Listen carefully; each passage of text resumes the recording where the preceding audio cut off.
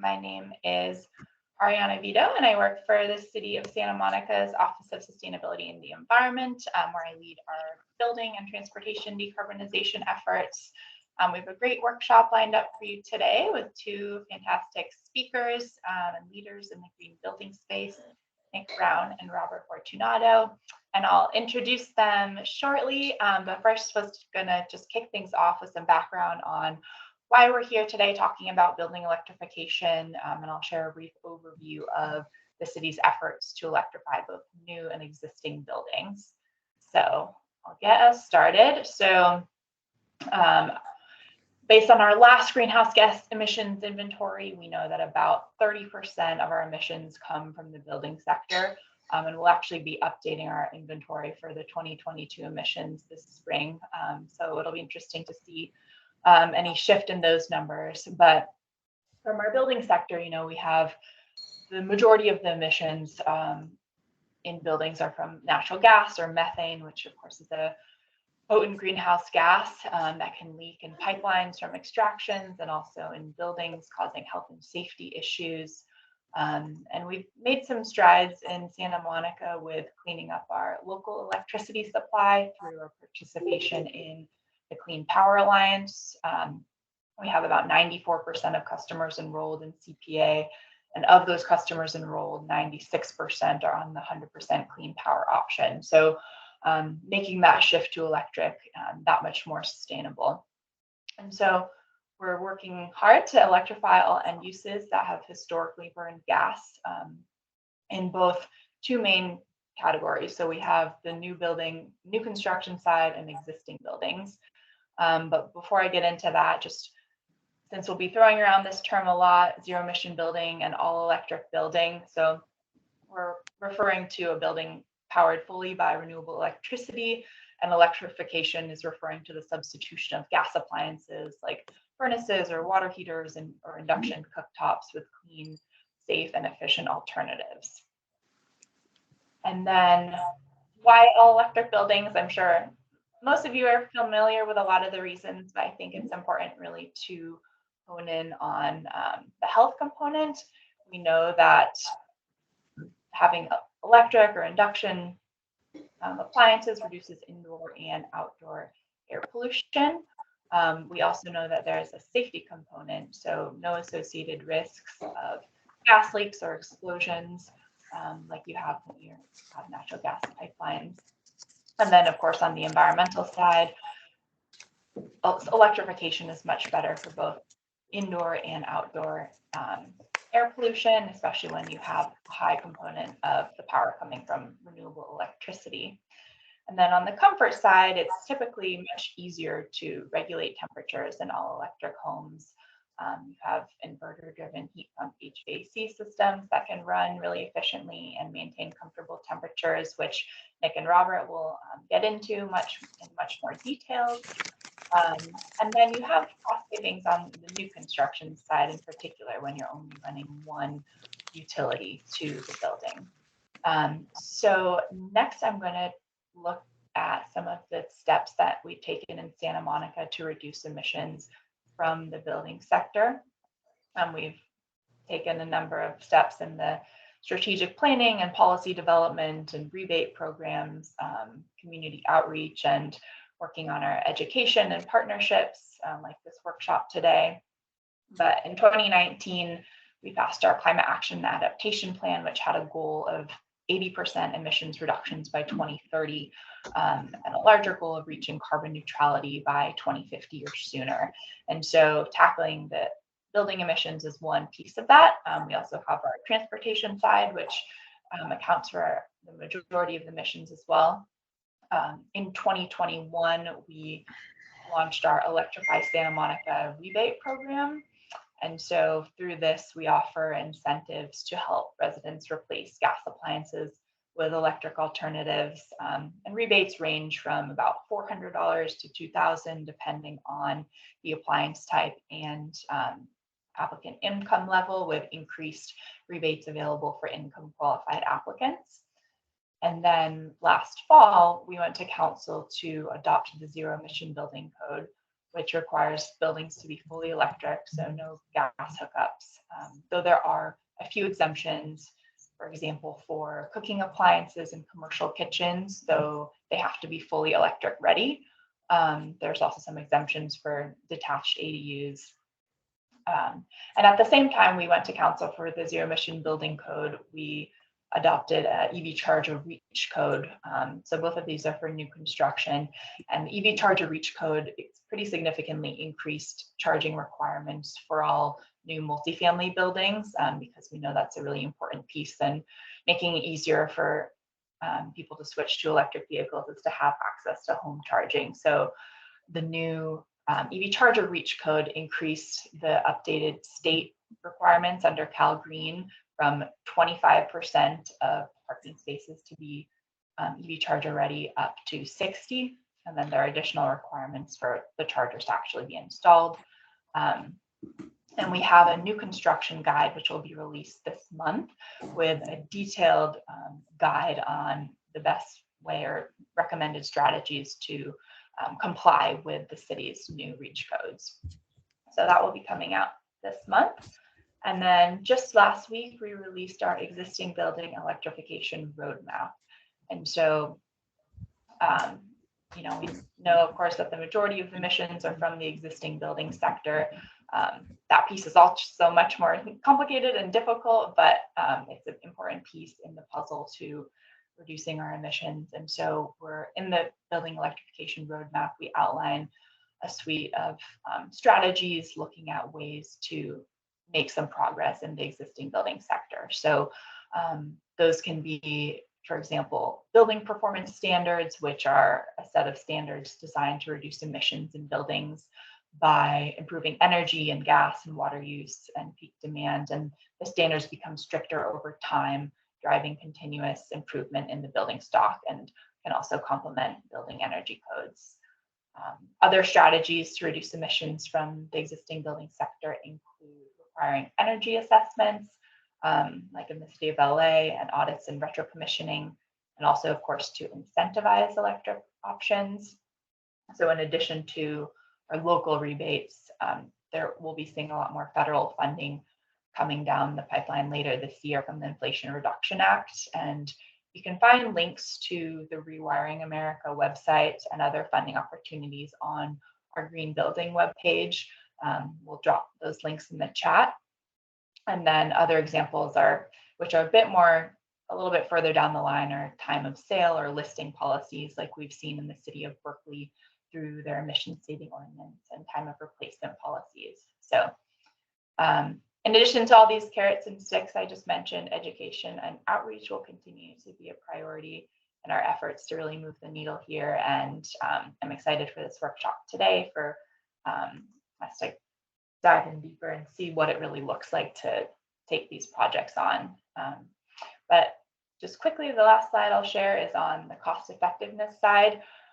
We've seen reports from the State Energy Codes and Standards Program really making the business case for building all electric, particularly for new construction. You have one less utility, which means less piping and venting, but also you have cost savings in the existing building side when you look at just more efficient uses of the appliances and the ability to load shift and kind of mitigate peak energy consumption during times when, oh, I'm sorry, I just got a note that it's a bit hard to hear. I'll speak louder.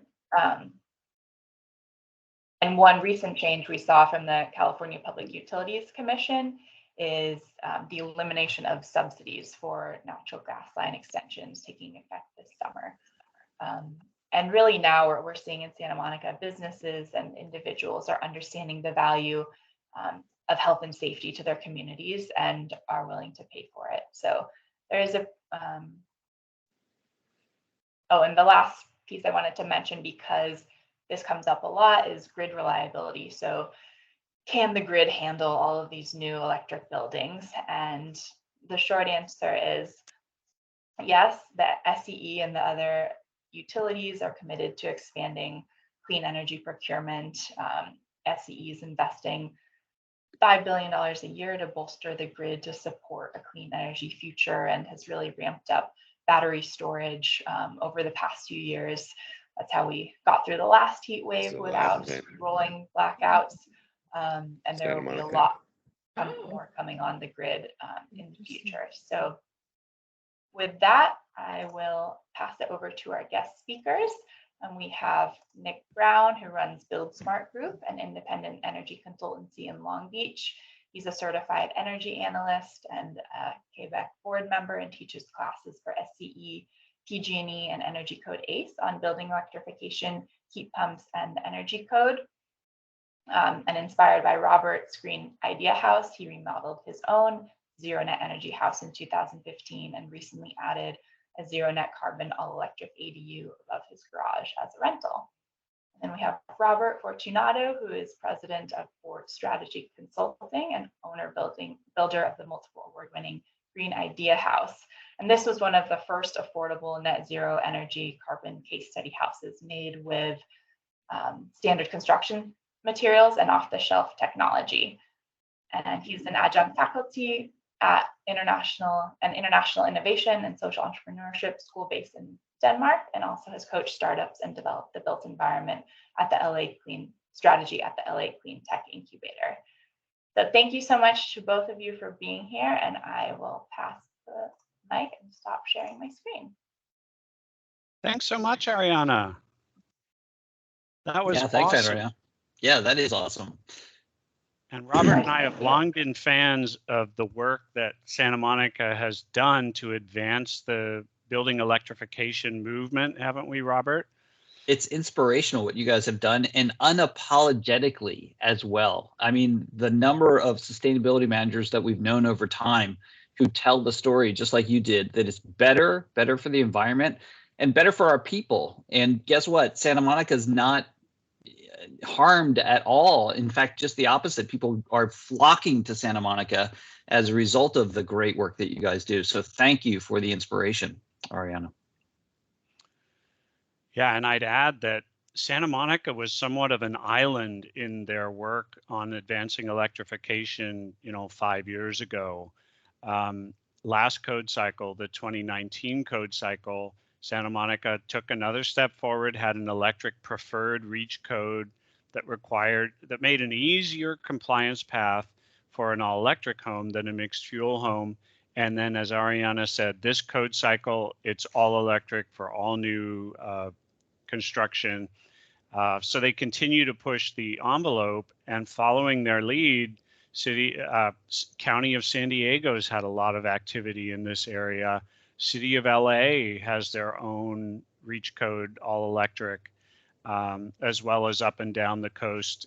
So it's part of Santa Monica's leadership that's really taken root. That's how it happens. That's how it happens. And I did want to mention, we really want this class to be highly interactive.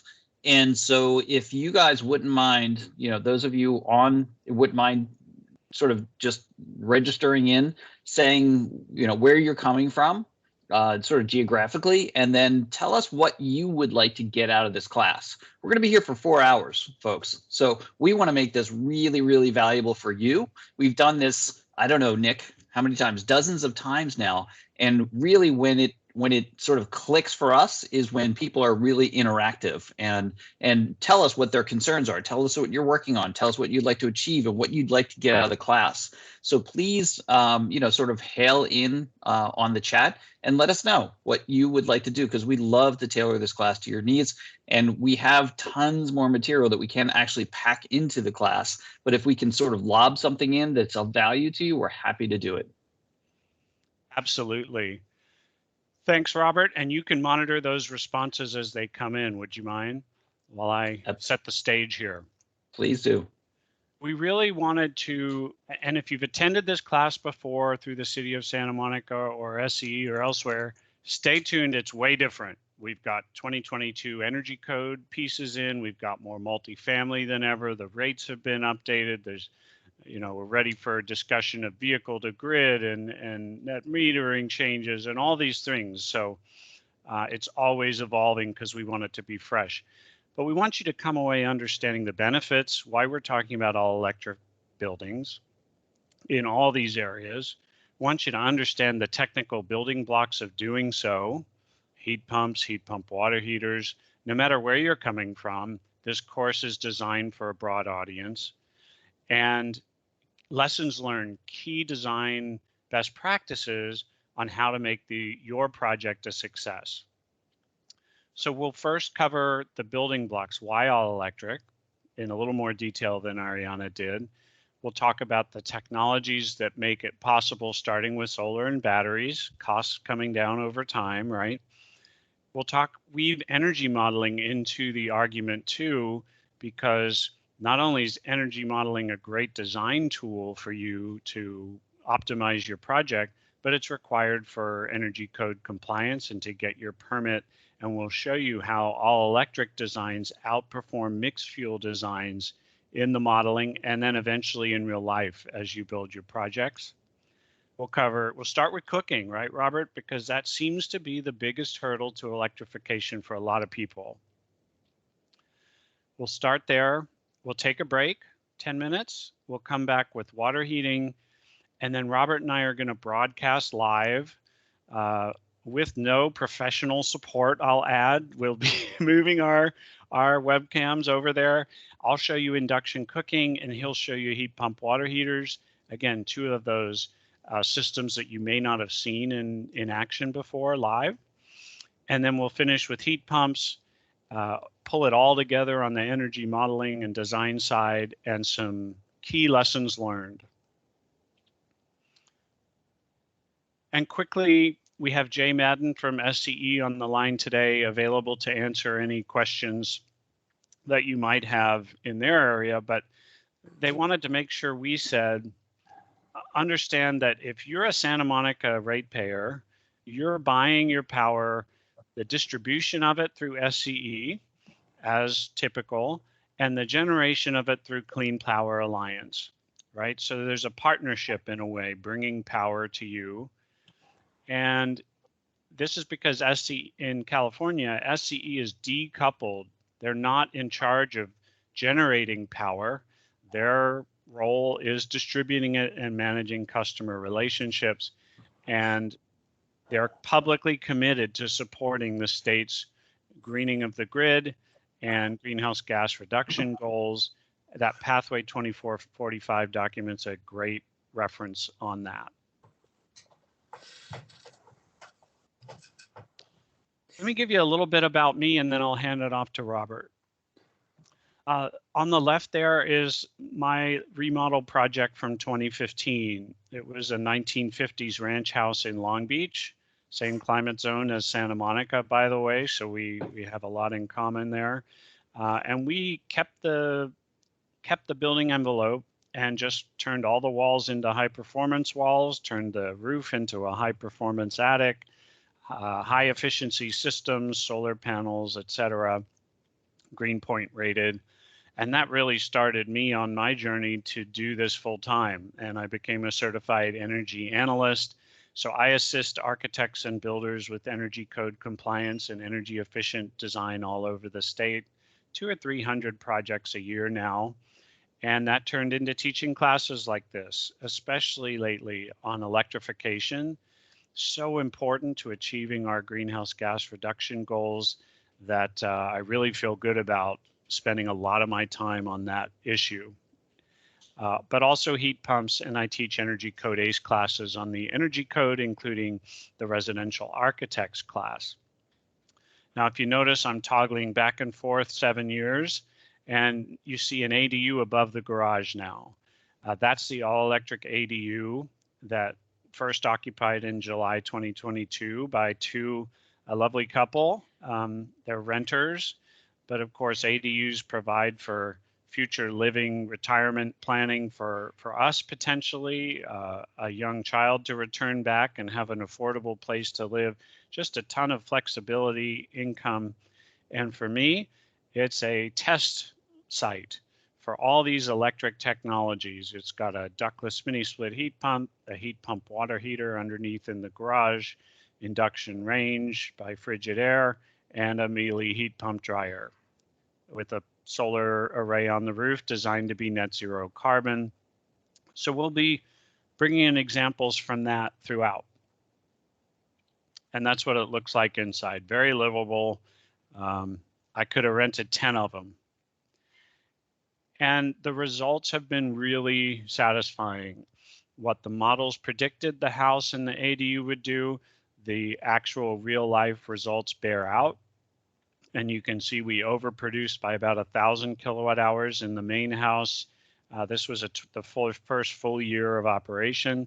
And then we got some electric vehicles to soak up that excess, because if you're following the NEM debates, you're not going to get rewarded for building a solar array bigger than your house can use over the course of the year. And here are the charts on zero net carbon design for the ADU. Just going from a mixed fuel design to an all electric design cut carbon emissions quite a bit in the left chart. But adding PV to that, to those all electric systems, that's where the system can really sing, both in terms of carbon emissions and the chart on the right, utility costs. Notice that the predicted utility costs of going to, let's call them non-smart electric systems, code minimum heat pump, code minimum heat pump water heater, they go up slightly, maybe verifying what your plumber or your HVAC installer might say to you, these old myths that electric heating is more expensive. But all you have to do is buy the today's technology electric systems, pair them with a reasonable size solar array, and your utility costs can go through the floor. Robert, let me stop there and let you take over for the next few slides. I would be happy to, Nick. Let me share. And any interesting feedback from our attendees in the chat while you do that? Yes, Nathaniel is back with us, and he always has unbelievable questions.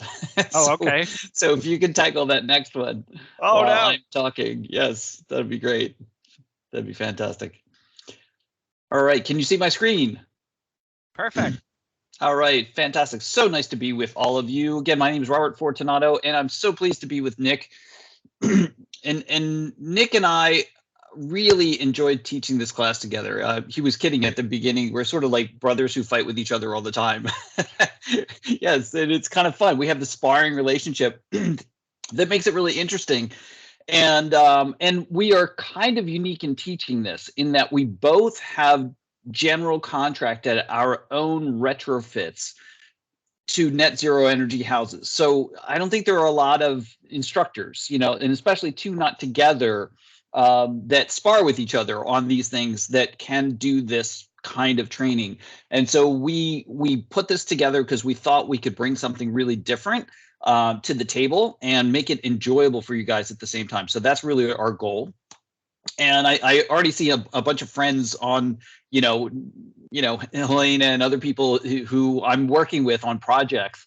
And so just love that kind of interaction. So please, and Nathaniel and I joked around last time because I thought he was a shill from the gas company last time he came in, right? And he said, no, I'm not. I'm really asking these questions. And so we appreciate those kind of honest questions as well. And we got to get back to reality. Some of these things are politically motivated. You hear stuff from, all kinds of places. And we've actually done it. We actually live in these houses that work in a very specific way. And every day we experience it. And I have for the last 10 years and Nick has for the last 7 years. And we know it's possible. Nick, I rebuilt my house. You can see, in the slides, and both Nick and I didn't want to make a spaceship and we didn't want to make a mud hut. We've seen those examples and we've seen really, really expensive things that don't actually work. And we wanted to make sure our stuff actually worked. And we wanted to make sure it wasn't some sort of strange science project. We had over 5,000 people through our project before, during, and after construction. And we wanted people to walk in and say, hey, I could live here too. This is not like some kind of crazy science project.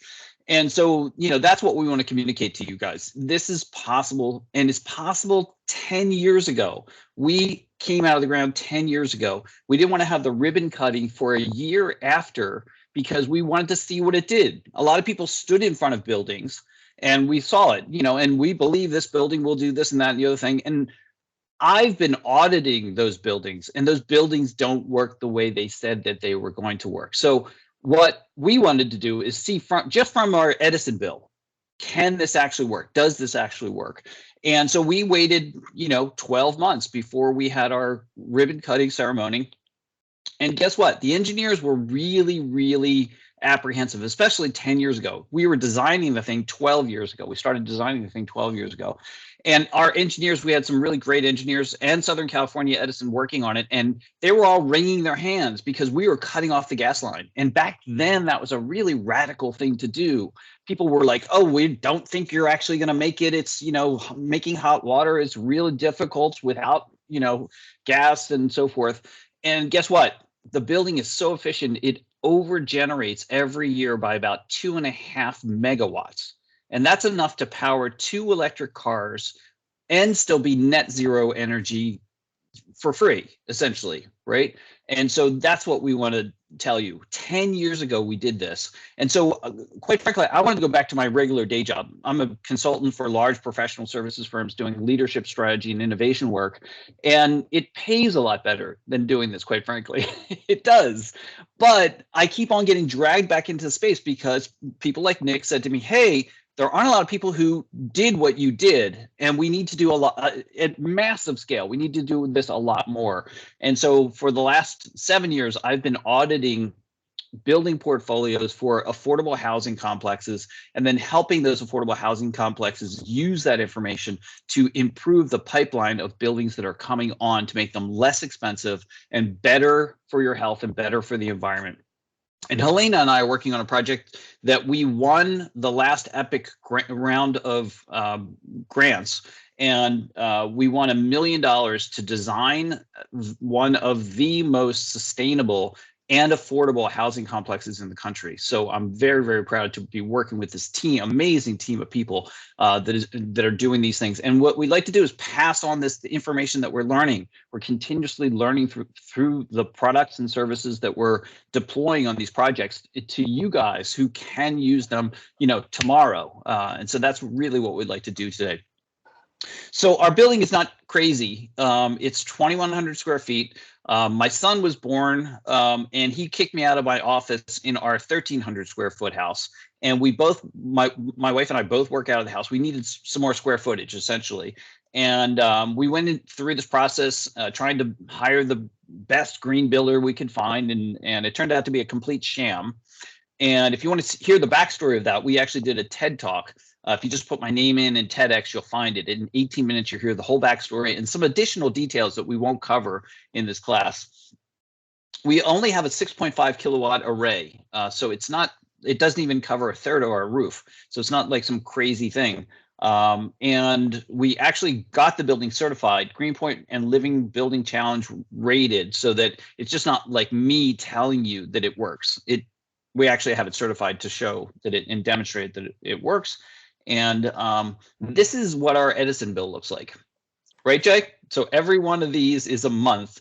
Every month below the line, we're generating more energy than we use. Every month above the line, we're using more energy than we generate.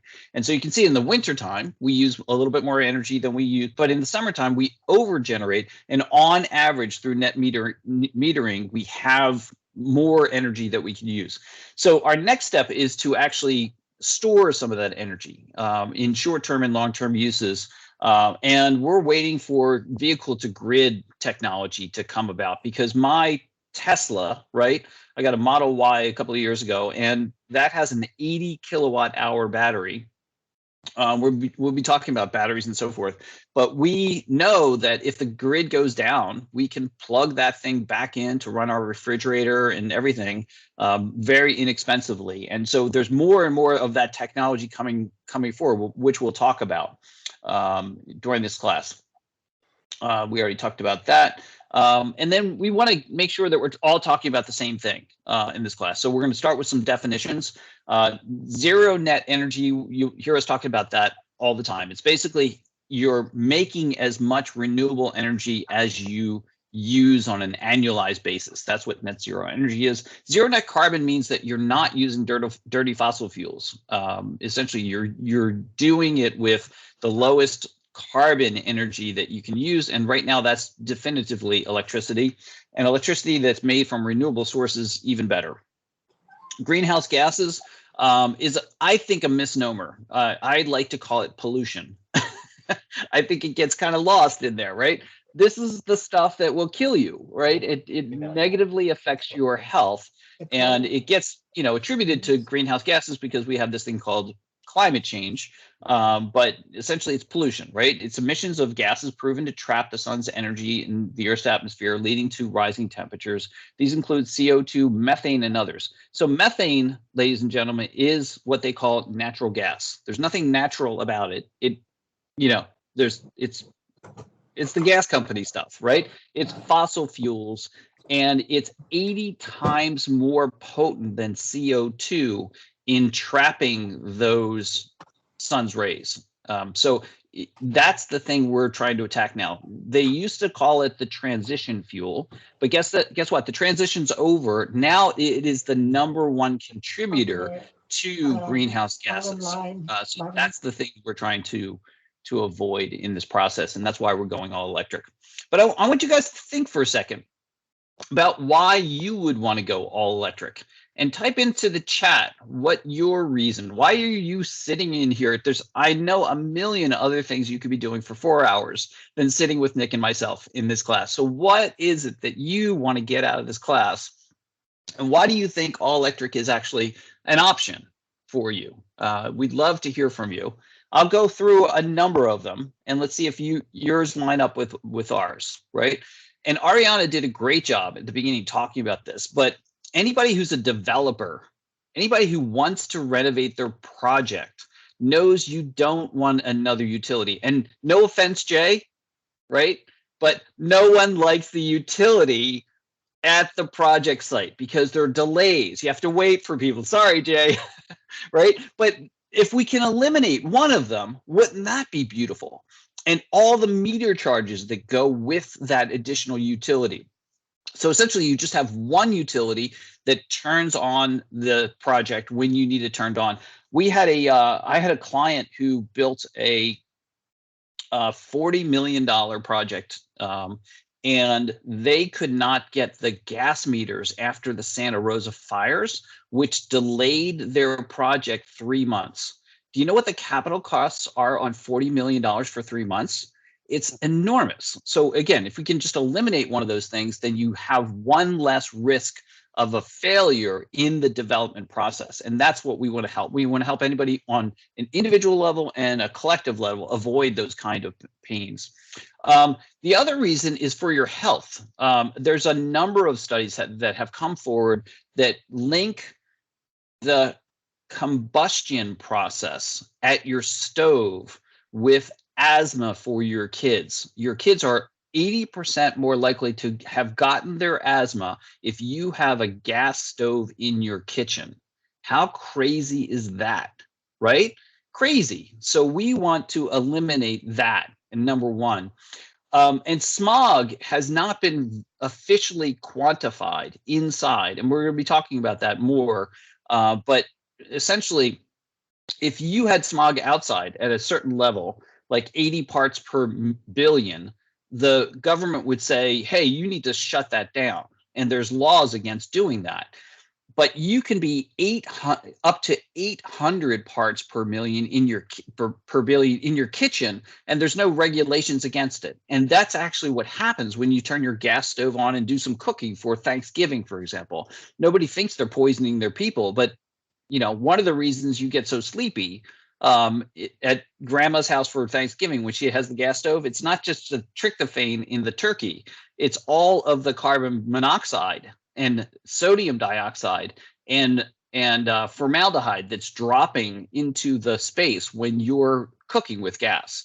So we want to eliminate that as quickly as possible.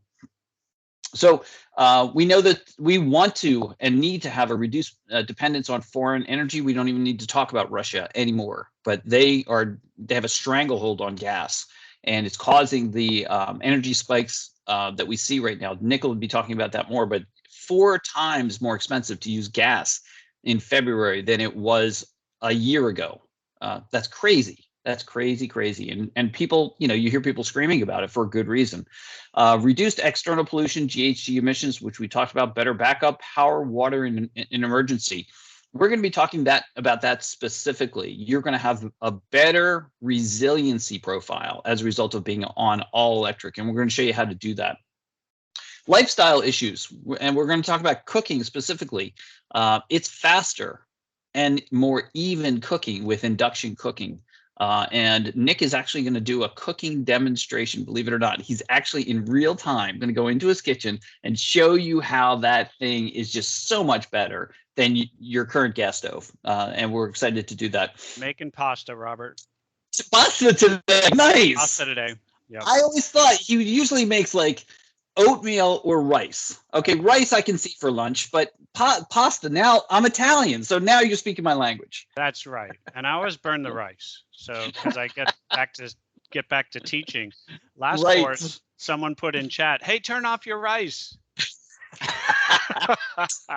Yes, I remember that. So that was a great group though. They were very engaged. They were watching your rice. That was awesome.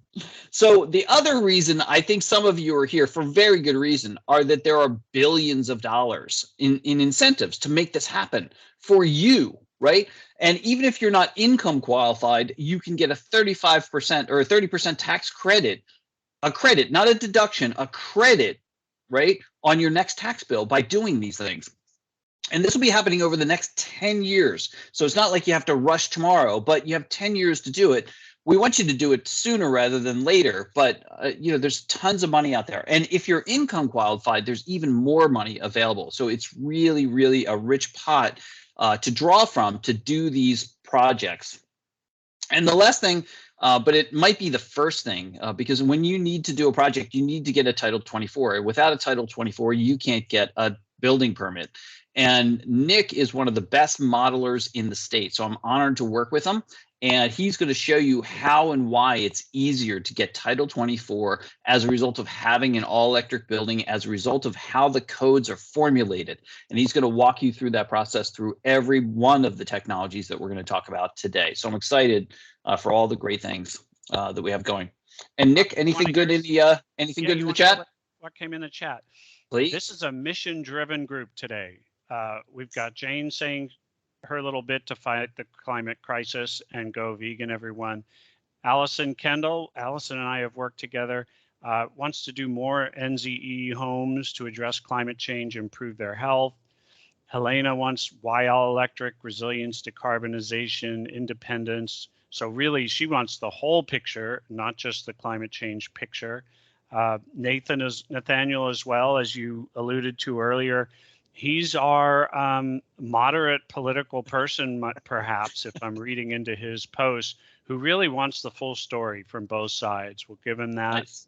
We appreciate that. And Alicia, resilience and self-sufficiency. She realizes that when you have outages in their area like she does, all electric with battery backup can be a bulwark against that. Also protection from high gas prices. Yes, fantastic. All right, we got a great group here. That's super. All right, and Nick, I can't remember. Did we switch this? Is this your section or my section? I'm happy to take it. No, keep control, but let me just cover this slide since please. This is my world. The new energy code, which took effect January 1st, 2023, didn't outright require all electric new homes, but it sure gave us a strong nudge in that direction. It's going to require dedicated electrical circuits to provide for ease of future retrofit of gas systems. So for instance, if you put in a gas tankless water heater today, you're going to have to run the circuit for a future electric heat pump water heater.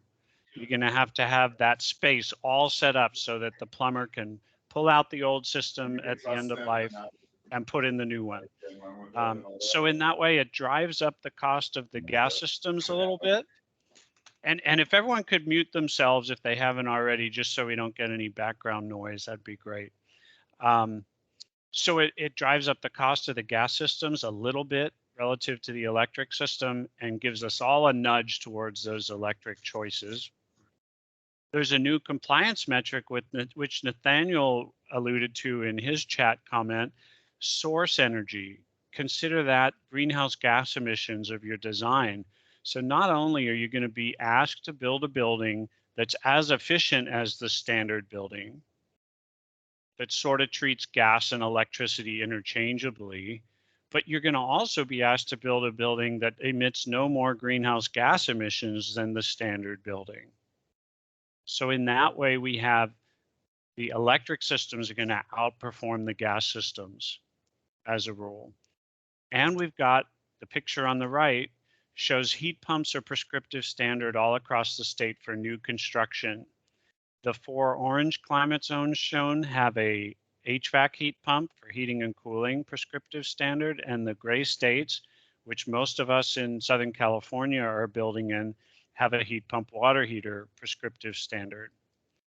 So that's going to form the basis from which we're going to need to comply via the performance method, and electric systems have a strong advantage there. So trying to build with gas is going to be a different set of mathematics than it was just 3 months ago. Also, gas cooktops are going to require additional mechanical ventilation as compared to electric. So you see a whole group of nudges in this energy code. So the California Energy Commission stopped a little short of what many advocates wanted them to do, an all-electric building code, but there are plenty of nuggets in there for those advocates to be happy about. Absolutely, Nick. And you know, just for any developer, you know, thinking about this thing, why would you want to dual plumb your electricity and your gas? Just, you know, that's ridiculous. You would never want to do that. So, you know, make a call, and the call is all electric, and just get it done. The only exception to that rule is multifamily, where you are potentially doing centralized hot water heating. They don't require dual plumb on there, which I think is a giant mistake, because we've fought, and Helene is on the project that we're on now, for a long time to say centralized is not really the way to go. Up to 100%, and we're going to talk about this later, of the energy losses in hot water systems are oftentimes in the recirculation loop for these centralized systems. And to go with alternative solutions, heat pump hot water heaters, you know, that are locally central to units, we're going to talk about why that's better and so important. And Nathaniel chimed in again. Thank you, Nathaniel. He's an architect doing projects, and he has completely changed the way he hires contractors. He said he used to hire an electrical engineer and Title 24 at the end of a project, and that's what used to happen. You used to green it up at the end, right? And that's the worst way to do it, right? And you end up with a train wreck. So Nathaniel, that's exactly right. So thank you for chiming in on that. It's perfect. And we're gonna be talking about the value of that and the power of that as we go. Okay, so Nick and I are not actually trained as environmental engineers. I'm sorry, if you came for that, you might want to go someplace else, because that's not what we are trained to do. We are trained as economists, right? And Nick went to Princeton, I went to the University of Pennsylvania, and we both really had hardcore economics trainings. And that's why we care about the money. The money makes a difference. It greases the skids for all these kinds of things. And we wouldn't be having this conversation if these two curves did not exist. Right. And one of them is the cost of solar. Cost of solar has fallen like a stone. It is ridiculous how inexpensive the actual panels are. And right now, the standard panel is 400 watts. When I came out of the ground 10 years ago, the standard panel, the cutting edge panel, was 250 watts, almost twice as much in 10 years. And it's the same price. It's actually less expensive today to get double the power. So it's just, and it continues to fall. I think the only limitation on it now is labor. Labor is the tough part of the whole equation. That's the only thing pushing the price up at all. But it's ridiculous how inexpensively you can generate your own power. And then the second curve is the price of batteries, and again, falling like a stone, and that's making all kinds of things possible. Electric vehicles are going to be the norm. That's just what's happening as we go. And so those two things together will create a level of resilience on an individual level that's going to be very, very generative, but it changes everything that we used to believe. In the 1970s, right, you couldn't make electricity at this level, and your refrigerator would have used 10 times more electricity than it does today. So the combination of those two things made it impossible to do what we're talking about in the 1970s. But the inverse of that is appliances are much, much more efficient, and LED lighting has changed everything, right? You went from 100 watts to 7 watts to do the same amount of work. So a number of things are sort of combining and colluding to say this is actually the pathway to do something really generative from an economic standpoint alone. Just the economics of it just makes sense. And what we see is crazy in terms of the prices, right? On the left-hand side, you can see that wind and solar are the least expensive ways to generate electricity. Los Angeles alone shut down the plans for 5 new gas-fired power plants. 5 completely scuttled because they understood that it's less expensive to pair solar with batteries and put that on the grid versus building. So the price to build and to operate a gas-fired plant now is completely obsolete. And those plants made coal obsolete. So we see where all this is going, right? And then we know what's happening.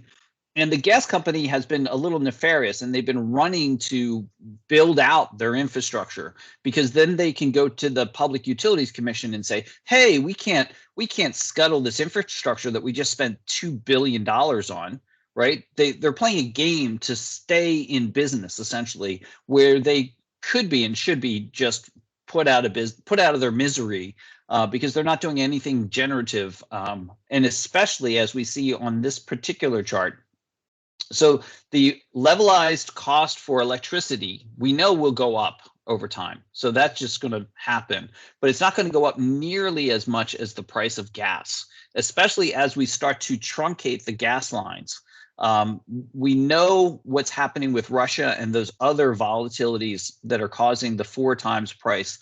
But the other piece of this is that there will be stranded assets of the gas line over time that will cause those prices to spike for the people who are still on the gas line.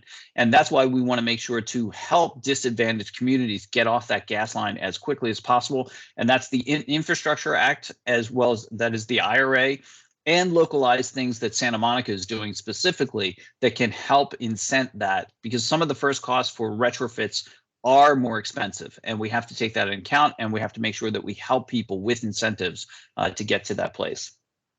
Nick, you formerly had a couple of dots. Oh, there they are. So this is the 2023 number, right, for electricity. It's higher than we thought it was going to be. But the shocker is that gas has gone up to above $4.20 in February, right? And last year was $1.25. That's crazy. That's crazy. And if you have gas in your homes, I'm sorry for you. That's where we are. I never used to talk about climate change because it became a political football and it just turned into a mess of a conversation. But we do know from the charts. So I did go to the Climate Reality Project, and they did the science, and you can see that burning fossil fuels has a direct impact over time of the warming of the planet. And we see what's happening all over, with that. I don't need to talk about that anymore. And the slide to the right is a piece by Bill McKibben about heat pumps for peace and freedom. And that's essentially to try to mitigate this thing that's happening with Russia. And so the less we use of those foreign assets, and my mother lives in Italy, where, like the impact on Germany and Italy and those other countries, they're moving forward so fast with heat pumps. It's crazy, the development, because they realize that it's a national threat. that they can't get gas from Russia. So what are we doing? California is a leader for sure in the country, and as goes California, as goes the rest of the country. And a number of bills, starting with SB 32 in 2016, attempted to reduce greenhouse gases by 2030. The killer is actually SB 100, I believe. That changed everything in 2018 because it said that by 2045, 100% of the grid will be 100% renewable. And in 2018, they had no idea how they were going to get there. But I heard some of the legislators talk about why they wanted to do it, because they believed that they can get there. They didn't know how exactly, but by creating surety, they would allow entrepreneurs and other investors to invest in a way which would allow that to actually happen. And it is happening, and it's causing the price of solar and batteries to drop, because more and more investments are assured as a result of that kind of legislation. And that's where government and private industry work together really well to create those kinds of targets that individual capitalists can go after and be assured that their investments will be protected, because that SB 100 is not going to change. By 2045, 100% of the grid will be all 100% carbon free. And that means everything that you plug into that grid, by definition, will be 100% carbon free by 2045. So everything that we plug into it will be more and more renewable over time. So that's really good. And there's all these other incentives that are pouring money into helping people do the retrofits, the tech build program. And the governor has outlawed the sale of ICE, internal combustion engine cars by 2035. I don't think it's going to be necessary, quite frankly. I think that the electric cars will become so much less expensive and so much more maintenance free long before 2035. That's my prediction. Anybody want to take a bet on it? We can do a little betting. But that's my bet on it. If you've driven an electric car, if you've used one over time, there's nothing to do but tires and windshield wipers. Like that, for me, I don't have to get oiled. I don't have to take my car down to the greasy oils, and wait for my car and all that rest of it. It's all gone. I can fill my car up in my garage, so I don't even need to go to the gas station. Just the convenience factor, let alone that it's far less expensive to operate my car, 10 times less expensive to operate my car from my solar panels than it would be to go to the gas station and fill it up. So for many, many reasons. So all these things are combining to help us get to back to the Paris Accord. That's essentially what we want to do, is to keep the global temperatures from a place that becomes really, really frightening. The last pieces are what was just passed, right? The IRA bill and the Defense Production Act are going to accelerate the production of these things over time. $369 billion is coming your way if you know how to harness it. So this is why we're on, many of us are on this call, because we know we can help people through those funds to do something that otherwise would be difficult, especially in retrofits. A lot of people are talking about retrofits here. And the nice thing is that cities like Santa Monica are stepping forward and making the commitment and helping people do it. And these are all the cities. I think there's over 101 cities now that have made the commitment to be all electric or partially all electric. And they're mainly happening up north. So that's why we give Santa Monica so much credit for what they're doing down here. They are a beacon in Southern California for making this happen. So there are things like the tech program, the Energy Smart Home program, the build program, which are putting very specific monies against very specific tasks. And a number of you had asked about, for example, changing out your panel, right? If you're changing out your panel because you need to do some of these things, like install an HVAC system that is powered, that is a heat pump, essentially, those things can be paired together.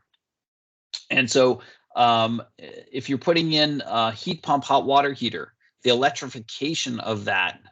Generally, you might not have a plug, a 220 plug, to accommodate that. Even though there are 110 models coming out that are available, if you needed to have a 220 version of that, the electrification formerly was not covered, but with the new IRA Act, that those things are covered.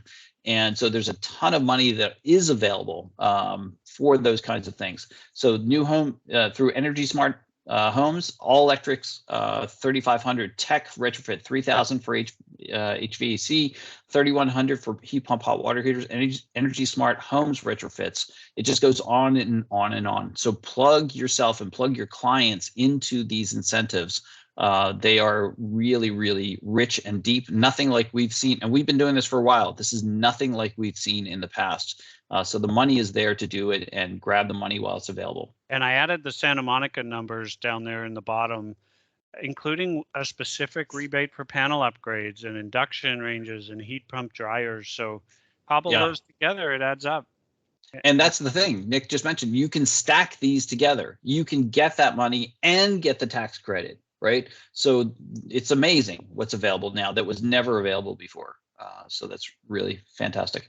So long-term, so the point of the IRA, the Inflation Reduction Act, is to encourage this 30% tax credit for PV systems, heat pumps, heat pump hot water heaters up to $2,000, high energy, high efficiency electric homes programs, income qualified, 80% of mean area income, 100% of the cost in LA, up to $91,000. So crazy amounts of money available to this.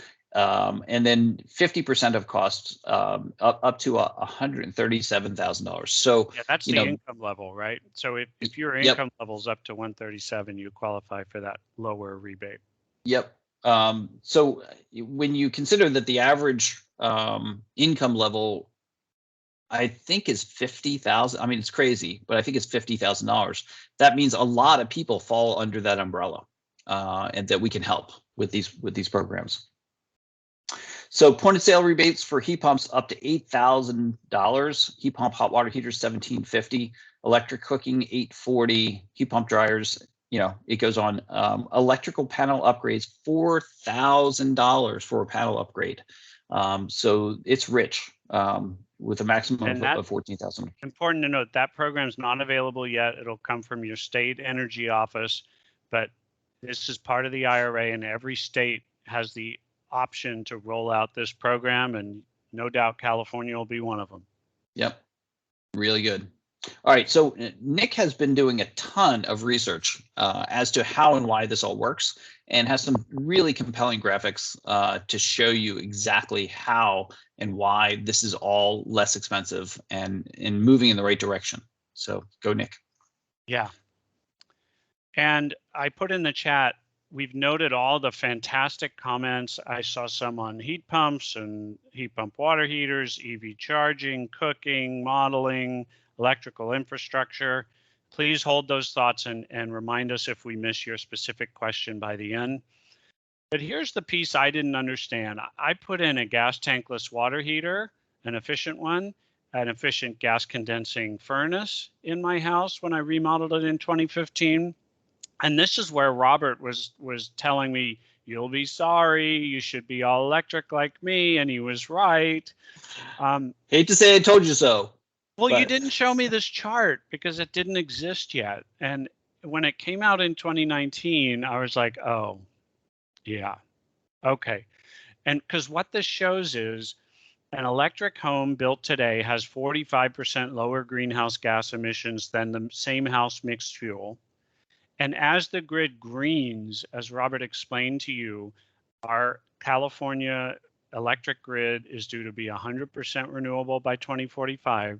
So as you get on that type of grid, a home built in 2050 has 82% lower greenhouse gas emissions because all those electric end uses get cleaner and cleaner while the gas end uses stay stuck in the past. And our modeling software gives us access to specific estimates for your designs, all you architects on, the energy consultants you work with. Not only does their modeling software predict compliance and kilowatt hour and therm usage. It shows you the greenhouse gas emissions of your design. And if you try an all-electric design next to a mixed fuel design in any climate zone in the state, I'm showing 4 climate zones here: San Francisco, Santa Monica, Riverside, and Sacramento from left to right. 50% lower greenhouse gas emissions over the first 30 years of life of that house. And it's consistent across climate zones. And you'll notice this stack bar chart shows the biggest savings in water heating, second biggest savings in heating and cooling, and finally appliances. So it's a nice tip. Use that data that your energy consultant will have readily available in communicating with your climate motivated clients.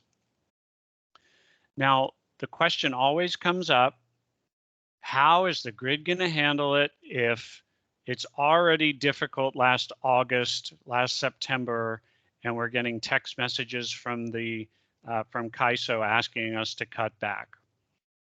Look, our grid is not set in stone. It's going to be changing a lot between now and that 2045 target. But we know what this looks like now.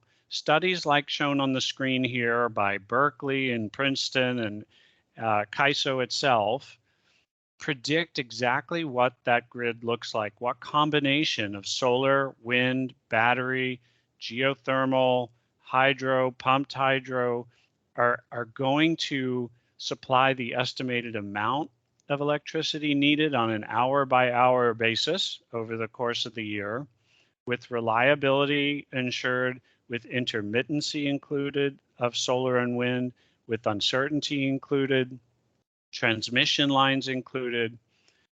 And what these charts show, with a simulation of the grid operation of both the US in the case of the 2035 report and California in the case of CAISO's work, it shows what mix of resources get us there.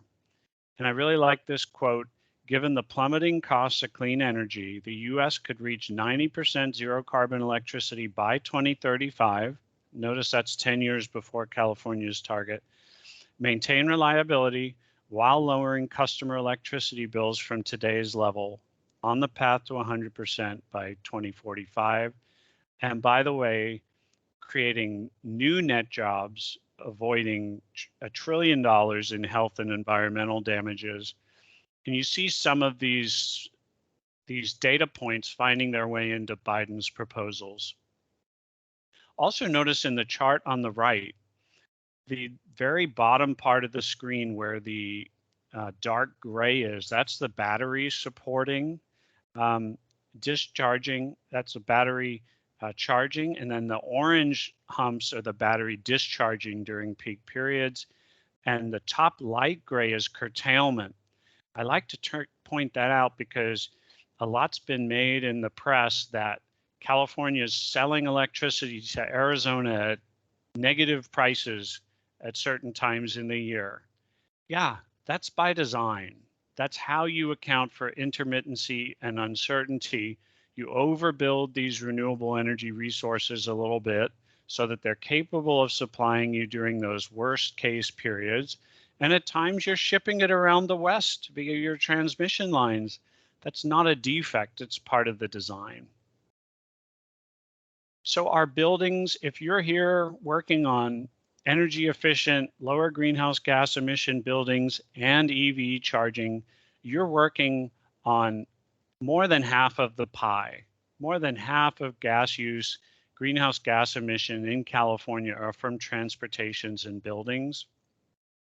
And if you're working to reduce just the building combustion of fossil fuels, that's 15% of it.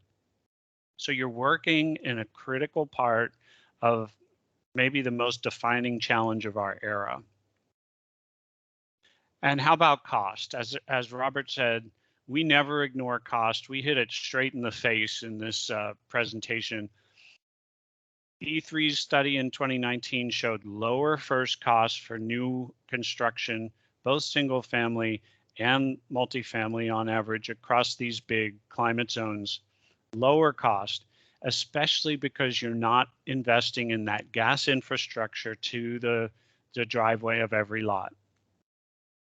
And from my personal perspective, I just built an all-electric project, and it cost me about $1,000 more in the electric systems than it would have cost for their gas equivalents. It's nominal, and that's because we chose systems we would live with, not the lowest cost options. Can you do it absolute lower cost with gas systems? Sure. But these upgrade costs aren't what you think they are once you look into it. Heating and cooling was a push. Water heating were very similar. Cooking, very similar. We paid a little extra for the heat pump dryer. But all these numbers are without incentives too. So factor in the incentives, and the electric design should come in lower than the mixed fuel one. And for Nathaniel and the other, people with feet on both sides of the political spectrum, if I'm reading into your comments right, I really like this quote from a friend and client, Steve Kramer. He said, "It just doesn't make sense for me as a developer to run all those gas lines through my building, just from a financial perspective." So when we designed this 4-story multifamily building in LA for him, we designed it all electric. This was in the past code cycle, and we put a heat pump water heater in each unit, or the hallway close to the unit, ductless mini split in each unit, condensers on the roof. We needed electrical upgrades because this was a single family lot originally through DWP, and got them, and it complied with the then non-residential energy code. So there's all different reasons to come to all electric building, from practicality and cost to climate reasons, resiliency reasons, health reasons, which is why it's so easy to get behind and why Robert and I love teaching this class so much. And Robert, I'm going to stop there and let you take it away with the solar and battery piece. Thank you, Nick. All right. Can you see my screen? Sure can. All right, that's great. So we had some really interesting, I love the flurry of comments and questions that are coming in. Nick, one question, predictions were not based on the loss of hydroelectric generation from the Colorado River. Will the need for drinking water and irrigation for food take priority over, from hydroelectric? Is a question from Nate. And big issues ahead of us, no question. Yeah, big issues. And I just wanted to state, that we've been talking about this forever. The best place for solar is on your roof, to have rooftop solar closest to the load, paired to the load with battery backup is the way to navigate these things. It makes it easier on the grid, makes it easier on your pocket. And if you do it before April 13th, it's 60% less expensive. So if you're thinking about it at all, get on it and get it on your roof before April 13th. You actually don't have to install it by then. You just have to get the paperwork in. You can install it up to the end of the year, but you do need to get the paperwork in before the 13th to avoid getting put on what is called NEM 3, Net Energy Metering 3, which changes the incentive significantly. So if you can, do it now. And what was the other question, Nick? I thought was good. Will tenants, so there are two questions related to multifamily buildings. How do the incentives work for multifamily buildings? And then will tenants absorb some of the retrofit costs? Will tenants have to be relocated during the retrofit process? What would you say to those things, Nick? Well, the split incentive program is a problem, is something Robert and I face all the time, where the owner of the asset, in the case of a multifamily building, does not have the same economic incentive to upgrade and reduce energy use as the tenants who stand to benefit. Our colleague from National Core, Tim Kohut, has found a way to access the various funding pools to do just that, to upgrade the multifamily buildings that they own to be all electric, lower their residents' utility bills, and thus increase their rent commensurately. So it can be done. And if you haven't heard Tim speak and you're in that world, seek out one of his presentations. Yeah, he's a leader in that space for sure. Okay, that's fantastic. All right, so now we're going to get into the hardcore technologies. We want to walk through each one of the things that used to be covered by gas and how to transition, what the technology is and how to transition it from the gas appliance that you currently have into something more generative in electricity. And so we're going to go through the electrical infrastructure first. We're going to go through solar and batteries. We're going to go through heat pumps, heat pump hot water heaters, electric heat pump clothes dryers, and induction cooktops. And we're even going to do the fireplace. So we're going to cover all of those things that are generally covered by gas. In the current configuration, you can see the percentage of gas usage on the right-hand side and how we can transition those things going forward. We're going to start with a conversation again about why this is, is what it is with the, and this is just a duplicate slide to say it's about the money. It's less expensive now if you do it the right way, especially if you have solar on your roof. It's definitively less expensive to do these things. And solar on your roof makes the economic difference for you. I'm buying electricity at 6 cents a kilowatt hour, and the most expensive rate for Southern California Edison, sorry, Jay, is like 62 cents a kilowatt hour, right? So if you can, own the means of production. I sound like Karl Marx here, but you can own the means of production. And that's by putting solar on your roof and pairing it with a battery. And you can sell that energy that you create during the day in the less peak periods back to Southern California Edison at a premium. And so that you can actually do better for the grid and do better for yourself at the same time with solar paired with batteries. Most developers start a project in a really interesting way. So I've been working with developers for many years now, and I know that how this story goes. The story goes, they find a piece of property, right? And then they do what? What are they incented to do? They're incented to max out that property, the number of units, and so they go to an architect and say, how do I max out this property? How many units can I get on that property that currently has a bungalow on it, right? A 1 or 2 unit bungalow. And then, can I put 30 units on there, right? Is the question. And that's how they think about that. And they then put those numbers into what's called a pro forma that tells them how much money they're going to make. And then they go and start hiring all the rest of the people to build that thing. They secure the property and they use that pro forma to go through the process. And unfortunately, that doesn't always work. And we've been working with the city of Santa Monica and have been involved in a couple of projects where the developer did exactly that. And they get all the way to the end of the project and then they go to the counter and then they want to do this thing and they realize, oh, I missed some deadlines here. I have to build an all electric building that needs a transformer. Oh, but where's the transformer going to go? You've maxed out the space, so you don't have the room for the transformer now, and now you've got a problem. Oh, I'm going to lose one of the units. That's what the difficulty was on one of the projects that Nick and I were called in on. And the developer was livid, and the city doesn't want, an angry developer at their counter. That's just not good for anybody.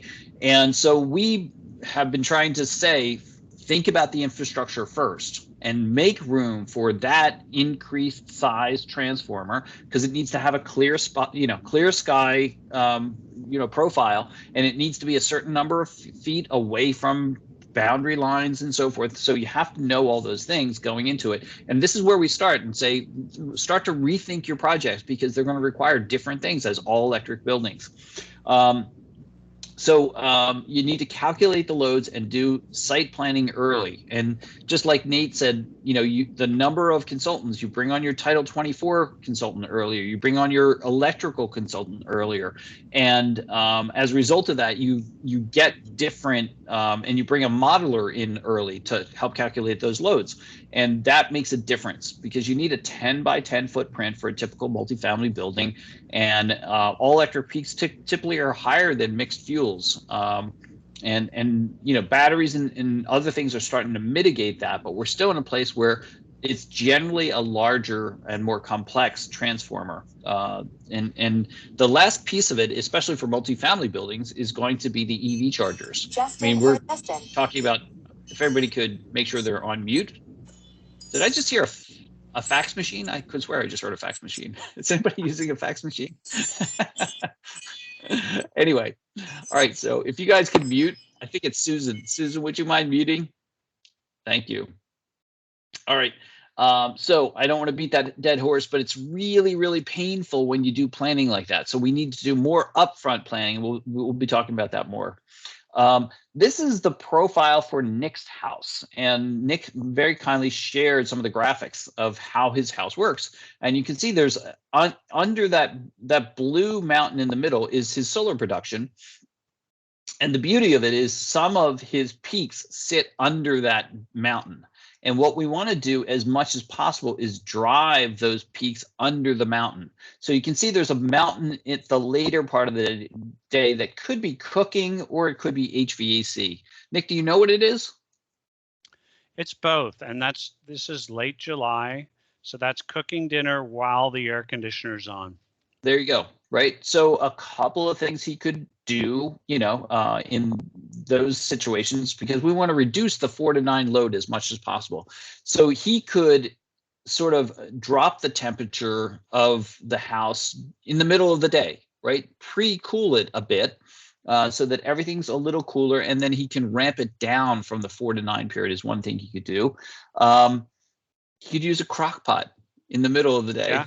Right, you know, little things like that. Yeah. Right, you just want to minimize that period, because again, you could be paying up to 62 cents a kilowatt hour for those kilowatt hours that are needed from 4 to 9 period. The last thing he could do is get a battery, right? Generate some of that solar, push it into the battery, and then push it back onto the grid at the 4 to 9 period. Those are the things we want to start thinking about as we move through the process. Nick, is there anything else about this graphic you wanted to talk about? Yeah, you know what else has changed in our family behavior, understanding the issues both at the grid and the utility bill level? We don't run the dishwasher at night anymore. Yeah. We run it in the middle of the day when it can be fully powered by our solar panels. Absolutely. We also don't charge the EV late at night unless we have an early in the morning departure. Yeah. I'll trickle charge it during the day. And yes, it might take several days to refill it fully, but it's going to be fully powered by what I produce on my roof and lower my bill. So you guys will see this as you go all electric, as you get more in tune with your utility bills. They're sending you a signal on how to reduce your greenhouse gas emissions. Yeah. And Nick's comment about this trickle charging, right, is really interesting because he's meaning, I'm assuming you're meaning you use 110 power, right? Yeah. Instead of the 220 power, right? Because when you use the 220 power, it's using approximately 30 amps to do that thing. And therefore, you're oftentimes surpassing what you're generating at whatever that hour is during the 8 till 4 period, right? And so what happens is you then use Edison's electricity, and there are things called non-bypassable charges that get put onto your bill when you do that, because you're using Edison's energy. And even if you generate more energy later, like the next day, it doesn't matter. You've passed the threshold of that non-bypassable charge. And so when they sell it back to you, you get distribution charges and demand charges and all kinds of other state taxes, you know, your local, you know, we get Hermosa Beach taxes that all get put onto your bill when you break that threshold. So if you really want to save money, Nick's doing really something very smart. If you don't need to, you know, charge that fast, on my phone, I can reduce the power of how fast it's charging to essentially do the same thing. So you want to charge slower and make sure that you're underneath the threshold of what your solar is producing at any point in time, and that'll save you money as well. Can I point Great- out something Great else point. here? Please, Nick. Michael brought up the question of smart panels. Smart panels can do this automatically, and probably are where we're heading. The smart panel will look at how much excess solar production you have at a given time of the day and ratchet down your EV charging just under that peak, for instance. You've also got circuit sharing devices for electrical panels with limited capability so that you can't run your EV charger at the same time as your cooktop, let's say. So if you switch on and cook at 6 p.m., your EV charger takes a holiday and then kicks back in when you're done. So these are some of the things that smart panels can do. In addition to probably, we don't have a ruling yet from the CEC on this to my knowledge, but satisfying the battery ready requirements of the 2022 code for new construction around having a critical load panel and pre-wiring for a battery. Yeah, no, critical stuff. And we got a question. What about battery only without solar for PV for people in shaded homes? What advice would you give for that? Shaded homes? Yeah, Lauren is asking the question. She has a shaded home where it may not make sense to put solar onto her home. Does it still make sense to get a battery? Oh, you know, the battery really sings paired with PV production. I don't even know, maybe Jay or Dave can jump in and say, what happens if you have just a battery and no solar? Can you take grid power and put it in there? It used to not be possible, but I think that's changing. Jay, can you comment on that? Just in a general sense, that's not really my expertise, but I mean, technically it can be. I don't know. I haven't heard of people charging a battery during the day and then discharging it during the night. So running the meter forward, you know, when the sun's shining without solar. I think that's something we're looking at, because as solar has become so successful, we're looking more at how do we incentivize batteries. So, but that's my uninformed opinion. I'll tell you that much. I haven't been involved in that market. As a design engineer, I would say there's no technical barrier to do it, and I would love to see that happen all through the city. So I'll add my uninformed opinion also, in terms of, like, this isn't my expertise area, but you know, Jay and I dabble some in where things are going. So to me, like, initially right now, without being paired with solar, the economics are going to be challenging. You may be able to do it or want to do it from a resiliency standpoint, and it won't give you the same level of resiliency as solar and battery paired, because if you have a really long outage, that battery is not going to recharge the way it would potentially with solar, right? Where I think kind of battery without solar may be on the horizon, and this is an emerging area, has a lot of promise, is vehicle to building, because you're already going to have your electric vehicle on site, and deploying or unlocking the power of that battery to not just be your transportation, but also a grid asset or a resiliency asset, is going to really be a game changer. And you're seeing technologies from a lot of OEMs like Ford and Chrysler and others that are developing you know, the two-way capable chargers. So I think in the coming years, we're really going to see that develop as a really affordable solution that leverages an asset that you're already going to have to give you that kind of a benefit. Thanks, David. That's fantastic. That is a great answer. And yes, we're waiting for that vehicle to grid technology. That is, that is the game changer. So I believe you're absolutely right. And can you guys, while we're, continuing on with our presentation, if it's possible to get us an actual technical answer, because I remember a number of years ago that you were not allowed to get incentives for batteries if in fact you were attempting to charge them from the grid.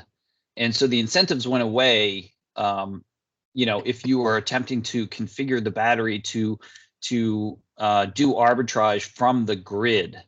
And that might have changed over time. But I know it was sort of a no-no when I looked into it a number of years ago, but that again could have changed. If there's any way to, get back to us while we're still doing the presentation, that'd be very helpful. Super. All right. Nick, anything else about this slide? No, let's keep moving. All right, let's do it.